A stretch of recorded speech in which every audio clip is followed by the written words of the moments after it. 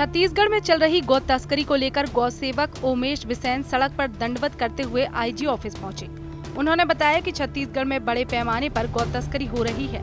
इसे रोकने के लिए सरकार की जितनी जिम्मेदारी है उतनी ही आम लोगों की भी है। जनता गौवंश को बाहर निकालकर छोड़ देती है।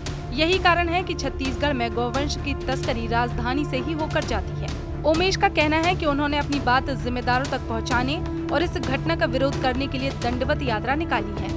अगर हमारी मांग को नहीं सुना गया तो हम उच्च अधिकारियों के पास जाएंगे और यह यात्रा जारी रहेगी। बता दें कि पिछले दिनों प्रदेश में गायों से भरा एक कंटेनर पकड़ाया था, जिसको लेकर विधानसभा में ये मुद्दा उठाया गया था।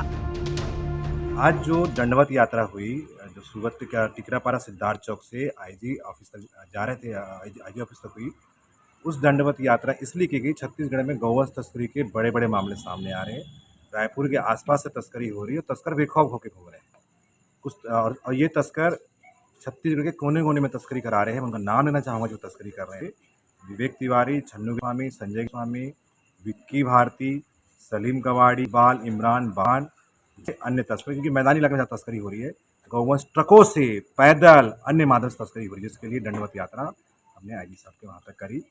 बीच में आके माइक टू आके ज्ञापन हमसे मांग लिए। उन्होंने किया कि जो भी आपकी मांग है उसको पूरा प्रशासन गंभीरता से ले और उसको करेगा। तो पूरे प्रशासनिक अधिकारी आश्वस्त किया कि कार्रवाई इसमें होगी और कार्रवाई इतनी सख्त होगी कि दोबारा वो तस्कर नजर नहीं आएगा। नेता प्रतिपक्ष ने भी बीजेपी को सदन में इस मामले को लेकर घेरा था। चरणदास महंत ने कहा कि गौ तस्करी हो रही है, कत्ल खाने ले जाया जा रहा है, यह दुर्भाग्यजनक है। जब हमारे कार्यकाल में एक भी गाय की मौत होती थी तो पूरा विपक्ष विधानसभा को सिर पर उठा लेता था, लेकिन बीजेपी की सरकार चुप है। आमानाका थाना क्षेत्र में एक कंटेनर में 100 से अधिक गायों को पकड़ा गया था, जिसमें से 13 गायों की मृत्यु हो चुकी थी। ये दुर्भाग्यजनक है। जब हमारे कार्यकाल में एक भी गाय की मौत होती थी तो पूरा विपक्षी दल विधानसभा को सर पे उठा लेता था। आज सुना है आमानाका थाने में एक कंटेनर में 100 से भी अधिक गायों को पकड़ा गया है और उसमें से 13 गायों की मृत्यु हो चुकी है। और अभी तक न गृह मंत्री उसमें कुछ बयान दे रहे हैं, न उनके अन्य मंत्रीगण बयान दे रहे हैं। ये दुर्भाग्यजनक बात है।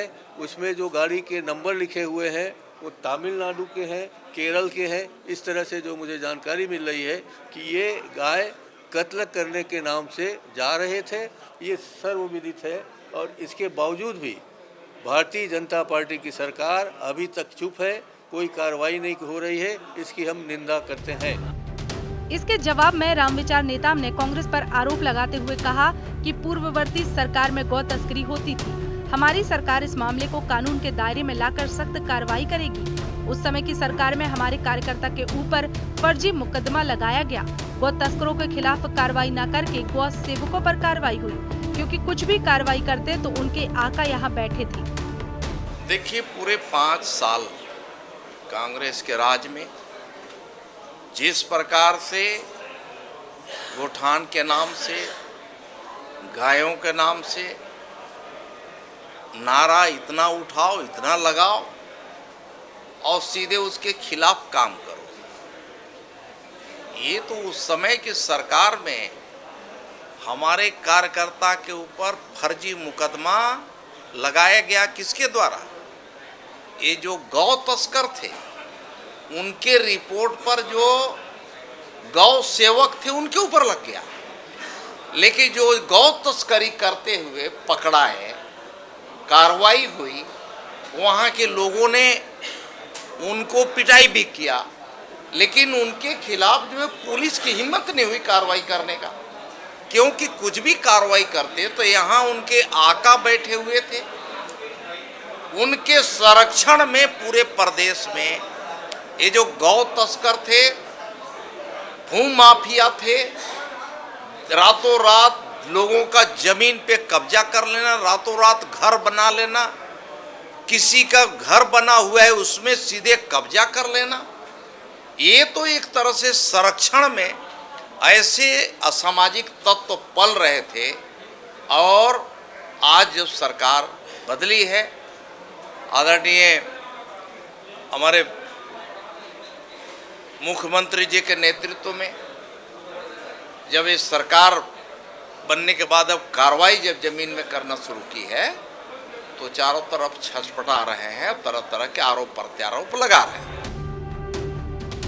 हालांकि गौ तस्करी के मामले पर विधानसभा से लेकर सड़क तक चर्चा और प्रदर्शन हो चुका है। विधानसभा में मुद्दा उठाने के बाद गौ सेवक ने सड़क पर दंडवत होकर प्रदर्शन किया। वहीं बिसेन ने अल्टीमेटम भी दिया है कि आईजी स्तर पर कार्रवाई नहीं होने के बाद वह उच्च स्तर के अधिकारी यानी डीजी तक भी इस मामले पर दंडवत होकर जाएंगे।